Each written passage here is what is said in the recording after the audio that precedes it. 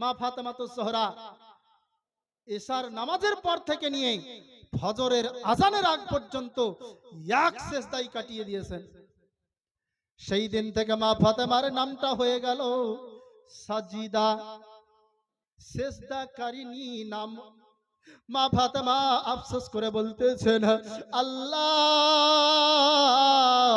আল্লাহ গো, রাতটা যদি আরেকটু বড় করে দিতে, রাতটা যদি আরেকটু লম্বা করে দিতে, এই ফাতেমার দ্বিতীয় সেজদাটা আদায় হয়ে যেত। ফাতেমার আধা আদায় হলো, আর আধা যে রয়ে গেল। কি চেষ্টাই না করেছিলেন। আজকে আমরা নামাজ পড়তে যাই, নামাজের মধ্যে পার্থক্য রয়েছে বাবা, কত বলার সময় নাই।